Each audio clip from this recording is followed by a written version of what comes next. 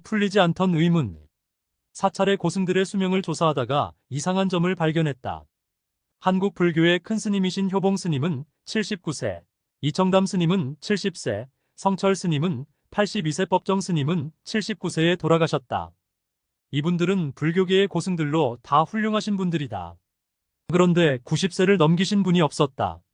그러나 훌륭하셨던 개신교 목사님들 중에 영락교회 한경직 목사님 99세, 영등포교회 방지일 목사님 104세, 충현교회 김창인 목사님 96세, 경동교회 강원용 목사님 90세에 돌아가셨다.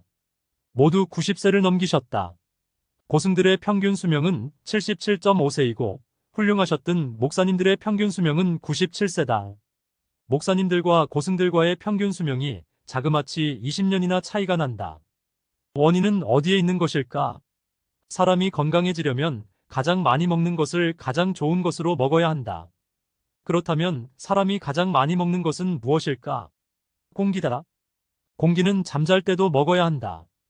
두 번째로 많이 먹는 것은 물이다. 그래서 좋은 공기와 좋은 물을 먹으면 세포가 건강해진다. 그런데 스님들은 깊은 산속에서 신선한 공기와 맑은 물을 마실 뿐만 아니라 오염되지 않은 온갖 채소와 산나물과 약초를 먹으며 산다.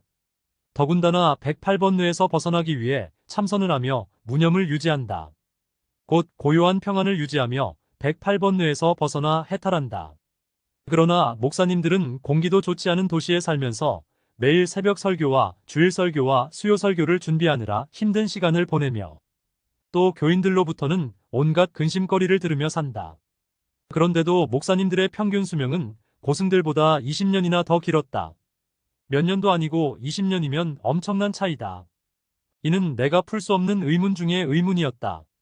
그런데 이 문제에 대한 해답을 1993년 성철 스님이 내놓으셨다. 스님은 이런 유언을 남기고 떠나셨다. 1993년 11월 9일 조선, 동아, 중앙, 일간신문들. 내 인생을 잘못 선택했다. 나는 지옥에 간다. 내 죄는 산보다 높고 바다보다 깊은데 내 어찌 감당하랴. 내가 80년 동안 포교한 것이 헛것이로다.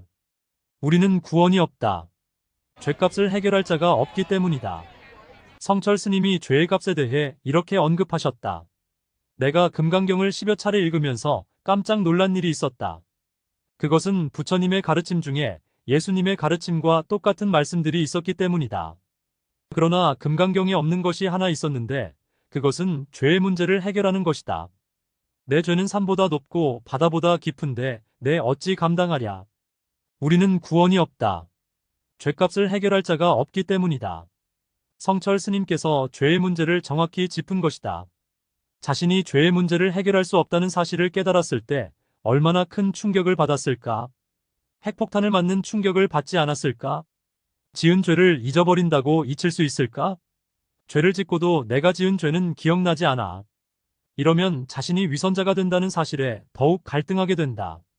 이런 갈등이 고승들의 수명을 단축시켰으리라 생각해본다. 그러나 목사님들은 늘 회개하며 죄를 씻고 산다. 하나님의 백성으로서 깨끗하게 살려고 노력한다. 이것이 고승들과 다른 점이다.